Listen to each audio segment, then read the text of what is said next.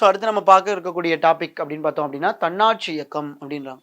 So ஒவ்வொரு காலகட்டத்திலையும் ஒவ்வொரு நிகழ்வுக்கும் நகர்ந்து கொண்டே இருக்கும். சரிங்களா? இந்திய தேசிய இயக்கம் அதுதான் அது மூமெண்ட். அது பேரே மூமெண்ட் அப்படின்னு தான் இந்தியன் நேஷனல் மூமெண்ட் இயக்கம். அந்த இயக்கம் அப்படின்னு நகர்ந்துக்கிட்டே இருக்கும். 1913 வந்து கெதார் கட்சி அப்படின்றத தொடங்குறாங்க. அதுக்கு அடுத்தபடியாக வந்து முதல் உலகப் போர் ஸ்டார்ட் ஆயிரும். ஆக்சுவலாக 1914 18 வரைய முதல் உலகப் போர் ஸ்டார்ட் ஆயிரும். ஸோ இதற்கு இடையில என்ன பண்ணுறாங்க அப்படின்னா அன்னி பெசன்ட் அம்மையார் அப்படின்றவங்க ஒரு முக்கியமான அந்த அரசியலுக்குள்ளே வர ஆரம்பிக்கிறாங்க. அவங்க என்ன பண்ணுறாங்க, அயர்லாந்தில் தன்னாட்சி இயக்கம் வெற்றி அடைந்ததை தொடர்ந்து இந்தியாவிலையும் தன்னாட்சி இயக்கம் தொடங்கணும் அப்படின்றத கொண்டு வராங்க. சரிங்களா? ஸோ தன்னாட்சி இயக்கம் தன்னுடைய பெரும்பான்மையான கொள்கைகளை எந்த இதுலேருந்து பெற்றுச்சு அப்படின்னு கேட்டாங்கன்னா அயர்லாந்தினுடைய அரசிலிருந்து தான்.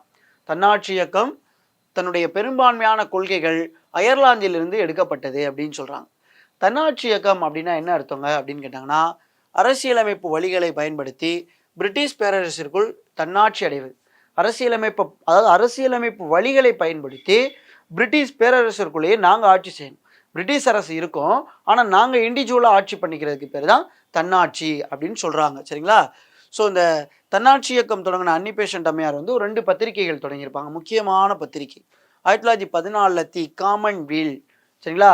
1914 தி காமன்வீல் அப்படின்னு சொல்லக்கூடிய வார பத்திரிகை அப்படின்ற ஒரு வாராந்திரியை தொடங்கியிருப்பாங்க. 1915 நியூ இந்தியா அப்படின்னு சொல்லக்கூடிய ஒரு தினசரி டெய்லி பத்திரிகையை தொடங்கியிருப்பாங்க. இந்த ரெண்டும் அன்னி பெசன்ட் அம்மையாரால் தொடங்கப்பட்ட பத்திரிகை. 1914 தி காமன்வீல் அப்படின்னு சொல்லக்கூடியது, 1915 வந்து நியூ இந்தியா அப்படின்னு சொல்லக்கூடிய 2 பத்திரிகைகள் தொடங்கியிருப்பாங்க. ஸோ இவங்க முதலாக எப்போ வந்து இந்த தன்னாட்சி இயக்கத்தை தொடங்க போகிறேன் அப்படின்னு சொல்கிறாங்க அப்படின்னா 1915 செப்டம்பர் மாதமே சொல்கிறாங்க. அதாவது இந்தியாவில் தன்னாட்சி இயக்கத்தை தொடங்க போகிறேன் அப்படின்னு சொல்லி முதலாக சொன்னது 1915 செப்டம்பர் மந்த். ஆனால் அது ஐஎன்சியினுடைய எந்த மாநாட்டில் வந்து குறிப்பிடுறாங்க அப்படின்னா 1915 டிசம்பர் நடந்த பம்பாய் மாநாட்டில் ஐஎன்சியினுடைய வருடாந்திர மாநாட்டில் சொல்கிறாங்க. அதாவது அடுத்த ஆண்டு 1916 செப்டம்பர் மாதத்திற்குள் தன்னாட்சி இயக்கத்தை இந்திய தேசிய காங்கிரஸ் நடத்தவில்லை என்றால் நான் என்னுடைய தனிப்பட்ட நிலையில் தன்னாட்சி இயக்கத்தை நடத்திடுவேன் அப்படின்னு சொல்லி 1915 டிசம்பர் மாதம் நடைபெற்ற ஐஎன்சி மாநாட்டில் கோரிக்கையாக தீர்மானமாக நிறைவேற்றாங்க இந்த அன்னி பெசன்ட் அம்மையார். ஸோ ஆனால் என்ன ஆகுது அப்படின்னா தொடர்ச்சியாக இவங்களும் சொல்லிக்கிட்டே தான் இருக்காங்க. ஆனால் காங்கிரஸ் வந்து அதை ஏற்று நடத்த முடியலை. ஸோ அதனால் என்ன பண்ணுறாங்க, திலகர் மற்றும் அன்னி பெசன்ட் அம்மையார் இருவரும் இந்தியாவில் 2 பகுதிகளில் பெரிய அளவில் தன்னாட்சி இயக்கத்தை தொடங்குறாங்க. இதுவும் முக்கியமான ஒரு வினா. இதுவும் குரூப் 2ல நடந்த 2023 நடைபெற்ற குரூப் 2ல ஓப்பனாக வாட்டில் கேட்கப்பட்ட ஒரு வினா. என்ன அப்படின்னா அதாவது இந்தியாவில் முதலாவது தன்னாட்சி இயக்கத்தை தொடங்கியவர் யாருன்னு கேட்டாங்க. சரிங்களா? திலகர். அதாவது பம்பாய் மாகாண மாநாட்டில் திலகரினுடைய தன்னாட்சி இயக்கம் நிறுவப்படுது 1916 ஏப்ரல் மாதம். அதாவது தன்னாட்சி இயக்கத்தை வந்து 1916 செப்டம்பர் மாதம் தொடங்கினவர் தான் அன்னி பெசன்ட். சரிங்களா? அன்னி 1916 செப்டம்பரில் தான் அவங்க தொடங்குவாங்க. அவங்க என்ன சொல்லிட்டாங்களே 15 டிசம்பர் மாநாட்டிலே சொல்லப்பட்டிருக்கோம், நான் வந்து 16 செப்டம்பருக்குள்ளே காங்கிரஸ் தொடங்கலை அப்படின்னா நான் வந்து நடத்திடுவேன் அப்படின்னு சொல்லுவாங்க. ஸோ ஆனால் வந்து இந்த மாதம் செப்டம்பரில் தொடங்கியிருக்கும். ஆனால் அதுக்கு முன்னாடியே பம்பாயில், சரிங்களா, பம்பாயிலன்னு சொல்லலாம், மும்பையில் சொல்லலாம், இல்லை மகாராஷ்டிராலையும் சொல்லலாம், எப்படினாலும் கொஸ்டினில் இருக்கலாம். சரிங்களா? ஸோ திலகர் வந்து தன்னாட்சி இயக்கத்தை நிறுவிய இடம்னு கேட்டால் பம்பாயின்னு இருக்கலாம் ஆப்ஷனில், மும்பைன்னு இருக்கலாம், இல்லை மகாராஷ்டிரான்னு இருக்கலாம், இன்னும் வேறு விதமாக சொல்ல போனால் மேற்கு இந்தியான்னு கூட இருக்கலாம். இப்படி கூட கேட்கலாம். பம்பாய் சொன்னால் ஒன்று தான், மும்பைன்னு சொன்னால் ஒன்று தான், மகாராஷ்டிரான்னு சொன்னாலும் ஒன்று தான், மேற்கு இந்தியான்னு சொன்னாலும் ஒன்று தான். சரிங்களா? ஸோ முதலாவது தன்னாட்சி இயக்கத்தை இந்தியாவில் நிறுவியவர் யார்? திலகர். சரிங்களா? ஸோ இவருக்குன்னு எத்தனை கிளைகள் ஒதுக்கப்பட்டிருக்கும்? திலகருக்கு மொத்தம் எத்தனை கிளைகள் ஒதுக்கப்பட்டிருக்கு அப்படின்னா 6 கிளைகள் ஒதுக்கப்பட்டிருக்கும். இந்தியாவில் திலகர் தலைமையில் எத்தனை கிளைகள்னு கேட்பாங்க. 6 கிளைகள். இவருக்கு இண்டிவிஜுவலாக 6 கிளைகள் ஒதுக்கப்பட்டிருக்கு அப்படின்றாங்க. ஸோ இவர் ஒரு பக்கத்து தொடங்கி தன்னுடைய தன்னாட்சி இயக்கத்தை விரிவுபடுத்துகிறார். இந்தியாவுக்கு அதாவது இந்தியாவில் ஆங்கிலேய ஆட்சியில் அரசியலமைப்பு வழிகளை பின்பற்றி நாங்கள் தன்னாட்சி நடத்தணும்னு போராட்டம் பண்ணுறார் இவர் ஒரு பக்கத்து. இன்னும் ஒரு பக்கத்து பார்த்தோம் அப்படின்னா ஆனால் இவரை கைது பண்ணிடுறாங்க. இவரையும் கைது பண்ணி சிறையில் அடைச்சிடுறாங்க. ஸோ இங்கிட்ட அன்னி பெசன்ட் அம்மையார் அவங்களும் ஒரு தன்னாட்சி இயக்கம் நடந்துக்கிட்டு இருக்கு. 1916 செப்டம்பர் மாதம் வந்து இங்கே மதராஸில் தன்னாட்சி இயக்கத்தை தொடங்குறாங்க. மதராஸ் சொல்லலாம், சென்னைன்னு சொல்லலாம், அல்லது தென்னிந்தியாவில் தன்னாட்சி இயக்கத்தை நிறுவியவர் யாருன்னு கூட கேட்கலாம். சரிங்களா?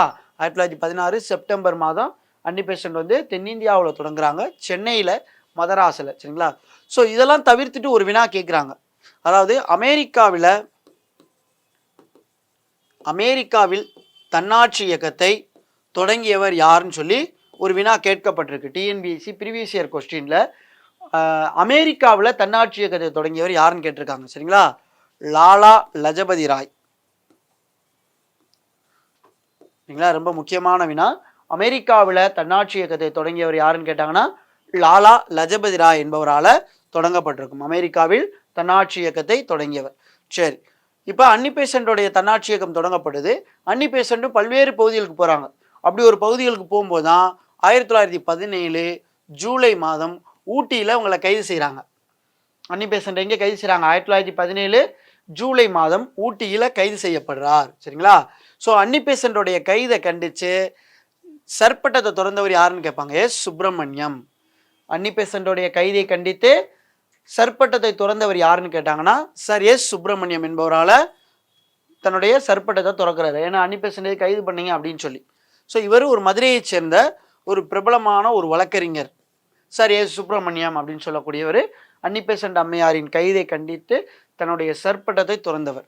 ஸோ இந்த ஐஎன்சியினுடைய அடுத்த அந்த 17வது மாநாடு 1917 நடைபெற்ற மாநாட்டுக்கு யாரை தலைமை தாங்குறாங்க அப்படின்னா கல்கத்தா மாநாட்டிற்கு அன்னி பெசன்ட்டே தலைவராக போட்டுறாங்க. ஸோ இதுதான் என்ன சொல்கிறாங்க, ஐஎன்சியின் மாநாட்டிற்கு தலைமை தாங்கிய முதல் பெண் தலைவர் யார்? அன்னி பெசன்ட். பொதுவாக ஐஎன்சி இந்தியன் நேஷனல் காங்கிரஸ் அப்படின்னு நம்ம பார்த்தோம் அப்படின்னா அந்த ஆண்டு யார், அந்த பீரியடில் யார் பிரபலமாக இருக்காங்களோ அவங்கள தான் என்ன சொல்லுவாங்க, ஒரு தலைவர் கேட்டகரியில் நியமிப்பாங்க. ஏன்னா அப்போ தான் மக்களுக்கு அவங்க தெரியப்படுத்துவோம், அதிகமான உறுப்பினர்கள் சேருவாங்க அப்படின்றது தான் ஒரு ஸ்ட்ராட்டஜியாகவே இருந்திருக்கும். ஸோ அதன் அடிப்படையில் தான் அன்னி பெசன்ட் அம்மையார் தன்னாட்சி இயக்கம் தொடங்கி இந்தியாவில் பெரிய அளவில் போனனால என்ன பண்ணுவாங்க, 1917 ஐஎன்சி மாநாட்டிற்கு இவங்க தலைவராக தேர்ந்தெடுக்கப்படுறாங்க அப்படின்னு சொல்லப்படுது.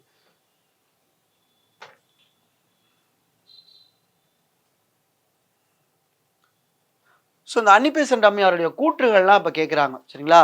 அன்னி பெசன்ட் அம்மையாருடைய கூற்றுகள்லாம் சிலது கேட்குறாங்க. இந்தியாவின் கடினமான தருணம், இந்தியாவின் வாய்ப்புக்கான தருணம் அப்படின்னு சொல்லி யார் சொல்கிறான்னா அன்னி பெசன்ட் தான் சொல்கிறாங்க. இங்கிலாந்தின் கடினமான தருணம், இந்தியாவின் வாய்ப்புக்கான தருணம் அப்படின்னு சொன்னது யார் அப்படின்னா அன்னி பெசன்ட் அம்மையார் தான் சொல்கிறாங்க. அதே மாதிரி ரெண்டாவது கூற்று பாருங்களேன், அதிநவீன வசதிகளுடன் கூடிய ரயிலில் அடிமைகளாக இருப்பதை விட மாட்டு வண்டியில் செல்வதே மேலாகும், இது ஒரு நன்மையாகும் அப்படின்றாங்க. அதாவது அதிநவீன வசதிகளுடன் கூடிய ஒரு ரயிலில் நம்ம அடிமைகளாக போகிறத விட எந்த வசதி இல்லாத மாட்டு வண்டியில் போகிறதே சிறந்தது அப்படின்னு சொல்லி யார் சொல்கிறாங்க, அன்னி பெசன்ட் வந்து சொல்லப்படுது. சரிங்களா? ஸோ இந்த ரெண்டு கூற்று முக்கியமானது. இதில் இந்த கூற்று ரொம்ப ரொம்ப முக்கியமானது. இப்போ சமீபத்தில் நடந்த ஒரு எக்ஸாமில் கேட்கப்பட்டாங்க. அதிநவீன வசதிகளுடன் கூடிய ரயிலில் அடிமைகளாக இருப்பதை விட மாட்டு வண்டியில் செல்வதே சிறந்தது என கூறியவர் யார் அப்படின்னு சொல்லி கேட்டிருக்காங்க. அன்னி பெசன்ட் அம்மையார் தான் சொல்லப்படுது. அடுத்து பாருங்க, லக்னோ ஒப்பந்தம். சரிங்களா? லக்னோ ஒப்பந்தம் தன்னாட்சி இயக்கம் 1916 எப்படியோ அதே மாதிரி லக்னோ ஒப்பந்தம் ரொம்ப முக்கியமானது. இந்த லக்னோ ஒப்பந்தம் தான் ரொம்ப ரொம்ப முக்கியமான ஒரு பகுதி. என்ன அப்படின்னா, அதாவது பிரிந்த மிதவாதிகள் தீவிர தேசியவாதிகள் பிரிந்தாங்களா 1907 சூரத் மாநாட்டில், இவங்க வந்து மீண்டும் இணைந்தது இந்த மாநாட்டில் தான். அதே போல் இந்து முஸ்லீம் பிரச்சனையில் இருப்பாங்க, அவங்களும் இணைந்தது இந்த மாநாட்டில் தான். அதனால தான் லக்னோ மாநாடு ஒரு சிறப்பு வாய்ந்த மாநாடு அப்படின்னு சொல்கிறாங்க. 1916 ஐஎன்சி இந்த மாநாட்டுக்கு, லக்னோ மாநாட்டுக்கு யார் தலைமை தாங்கிறா? ஏசி மஜும்தார் அப்படின்வாங்க. அதாவது அம்பிகா சரண் மஜும்தார் என்பவரால் தலைமை தாங்கப்படுது அப்படிங்கிறாங்க. இது ரெண்டு முக்கியமான நிகழ்வு. ஒன்று மிதவாதி தீவிரவாதிகள் அப்படின்றவங்க ரெண்டு பேர் என்ன பண்ணுறாங்க, இணைகிறாங்க. ஸோ இவங்களுடைய இணைவதற்கு காரணமானவர்கள் யாருன்னு கேட்டாங்கன்னா ஒன்று திலகர், இன்னொன்று அன்னி பெசன்ட். சரிங்களா? ஸோ அன்னி பெசன்ட் தான் என்ன பண்ணுறாங்க, திலகர்கிட்ட பேச்சுவார்த்தை நடத்தி ரெண்டு பேரும் இணைகிறதுக்கு முக்கியமான ஒரு காரணமாக இருக்காங்க. இதே போல் லக்னோ ஒப்பந்தத்தையும், அதாவது லக்னோ ஒப்பந்தத்தில் முஸ்லீம் லீக்கையும் காங்கிரஸையும் இணைச்சது, முஸ்லீம் லீக் மற்றும் காங்கிரஸை இணைச்சது யாருன்னு கேட்டாலும் இதே அன்னி பெசன்ட் மற்றும் திலகர் தான். சரிங்களா? ஸோ லக்னோ ஒப்பந்தத்தின் மூலம் காங்கிரஸ் முஸ்லீம் லீக் இணைந்தது. ஸோ இதுக்கு காரணம் அவங்க தான். லக்னோ ஒப்பந்தத்தினுடைய தலைமை சிற்பி அப்படின்னு சொல்லி யாரை சொல்கிறாங்க? முகமது அலி ஜின்னாவை சொல்கிறாங்க. எப்படி தீவிர தேசியவாதிகளை வந்து பேச்சுவார்த்தை நடத்தி திலகர் கொண்டு வந்து இங்கே இணைச்சாரோ, அதே மாதிரி முஸ்லீம் லீக்கை கொண்டு வந்து காங்கிரஸில் இணைச்சவர் யாருன்னா முகமது அலி ஜின்னா. அதனால தான் என்ன சொல்கிறாங்க? லக்னோ ஒப்பந்தத்தினுடைய தலைமை சிற்பி என முகமது அலி ஜின்னா அழைக்கப்படுறார். ஸோ சரோஜினி அம்மையார் வந்து ஒரு சிறப்பு கூற்று சொல்லியிருப்பாங்க. அதாவது என்ன சொல்லியிருப்பாங்க? இந்து முஸ்லீம் ஒற்றுமையின் தூதர் அப்படின்னு சொல்லி முகமது அலி ஜின்னாவை அழைத்தவர் யாரு? சரோஜினி அம்மையார் தான் அழைச்சிருப்பாங்க. சரிங்களா? ஸோ லக்னோ மாநாடு முக்கியமான மாநாடு. எதுக்காக கூட்டப்பட்டிருக்கோம் அப்படின்னா, இந்து முஸ்லீம் ஒற்றுமையை பற்றி விவாதிக்கிறதுக்கு. அதோடு மட்டும் இல்லாமல் சில இடஒதுக்கீடுகள் கொடுக்கப்பட்டிருக்கும். சரிங்களா? காங்கிரஸுக்குள்ள முஸ்லீம் லீக்குக்கும் சில இடஒதுக்கீடுகள் இதன் மூலம் வழங்கப்பட்டிருக்கும். ஸோ அதனால தான் இந்து முஸ்லீம், அதாவது முஸ்லீம் லீக்கும் காங்கிரஸ் இணைஞ்சிருப்பாங்க. ஸோ தீவிர தேசியவாதிகளும் மிதவாதிகளும் இணைந்ததுக்கு காரணம் என்ன அப்படின்னா, 1915 ஸோ இந்த முஸ்லீம் லீக் மிதவாதிகள் தீவிரவாதிகள் இணைய காரணம், அதாவது இணை பிரிவதற்கே காரணமாக இருக்கக்கூடிய கோகலே, பெரோசா மேத்தா அவங்க காலமாயிருப்பாங்க ரெண்டு பேருமே 1915. ஸோ அவங்க காலமானதை தொடர்ந்து தான் மற்ற தலைவர்களோட பேச்சுவார்த்தை நடத்தி இவங்களாம் இணையுவாங்க. சரிங்களா? ஸோ இது இன்னொன்று அன்அபிஷியலாக பார்த்தோம் அப்படின்னா, முதலாக நேருவும் காந்தியடிகளும் சந்திச்சு கொண்ட மாநாடு எது அப்படின்னு கேட்டாங்கன்னா, லக்னோ ஒப்பந்த மாநாடு தான். லக்னோ மாநாடு தான் முதலாக காந்தியடிகளும் ஜவஹர்லால் நேருவும் சந்தித்து கொண்ட ஒரே மாநாடு, ஒரு முதல் மாநாடு அப்படின்னா இந்த லக்னோ மாநாடு தான் சொல்லுவாங்க. சரிங்களா? ஸோ முக்கியமானது என்ன அப்படின்னா, லக்னோ ஒப்பந்தத்தினுடைய தலைமை சிற்பி யார் சொல்கிறாங்க? முகமது அலி ஜின்னாவை சொல்கிறாங்க. லக்னோ இந்து முஸ்லீம் ஒற்றுமையின் தூதர் அப்படின்னு சொல்லி சரோஜினி அம்மையாரால் அழைக்கப்படுறது யாரு? முகமது அலி ஜின்னா தான். அடுத்து ஆகஸ்ட் அறிக்கை. என்னங்க ஆகஸ்ட் அறிக்கை அப்படின்னா என்ன? ஆகஸ்ட் மாதம் வெளியிடப்படுவதால் அது ஆகஸ்ட் அறிக்கை அப்படின்னு சொல்லலாம். சரிங்களா? அதான். சரி, ஓகே. ஆகஸ்ட் மாதம் அறிவிக்கிறாங்க. என்ன அறிவிக்கிறாங்க அப்படின்னு கேட்டால், அதாவது தன்னாட்சி இயக்கம் அப்படிங்கிறது வந்து எப்படி அது முடிவுக்கு கொண்டு வர்றது அப்படின்றது ஆங்கிலேயர்களுக்கு தெரியலை. ஒரு பக்கத்து வந்து திலகரை கைது பண்ணி சிறையில் வைக்கிறாங்க. ஸோ மேக்ஸ் முல்லர் என்ன பண்ணுறாரு? விக்டோரியா மகாராணிக்கு கடிதம் எழுதுகிறாரு. தன்னுடைய நாட்டிற்காக தன்னாட்சி இயக்கத்திற்கு போராடுறாரு. அவர் எதுக்கு கைது பண்ணுறீங்கன்றாரு. ஒரு பக்கத்து அன்னி பெசண்ட்டை கைது செய்தனால தன்னுடைய இங்கிலாந்து கொடுத்த சர்பட்டத்தை துறக்கிறார். ஸோ இப்படி பல்வேறு பிரச்சனைகள் நடைபெற்றிருக்கும் போது தான் என்ன பண்ணுறாங்க? மாண்டேகு செம்ஸ்போர்டு அப்படின்னு ஒருத்தரை படிப்போம். நம்ம மாண்டேகு செம்ஸ்போர்டு சீர்திருத்தம் அப்படின்னு சொல்லி 1919 படிப்போம். ஸோ அதுதான் இப்போ முன்னாடி வெளியிடப்படுறது ஆகஸ்ட் அறிக்கை. தன்னாட்சி வழங்குவது பிரிட்டிஷ் ஆட்சியின் குறிக்கோள் என யார் சொல்றா? சர் எட்வின் மாண்டேகு, அரசு செயலர், இந்தியாவினுடைய அரசு செயலர் சொல்றாரு. சர் எட்வின் மாண்டேகு 1917 ஆகஸ்ட் 20 அறிவிக்கிறார். ஏன்னா தன்னாட்சி தன்னாட்சிக்காக தான் போராடுறாங்க தன்னாட்சி இயக்கம்னே. ஸோ அதன் அடிப்படையில் அவர் என்ன சொல்றாரு? தன்னாட்சி வழங்குவதுதானே பிரிட்டிஷ் ஆட்சியினுடைய, அதாவது பிரிட்டிஷ் இந்தியாவினுடைய குறிக்கோளே அதானே, அதுக்காக நீங்க ஏன் போராடுறீங்க அப்படின்னு சொல்லி அந்த வார்த்தையை சொல்லி முடிச்ச உடனே இந்தியாவில் தன்னாட்சி இயக்கம் படிப்படியாக குறைகிறது. ஒரு பக்கத்து அன்னி பெசன்ட் என்ன பண்றாங்க?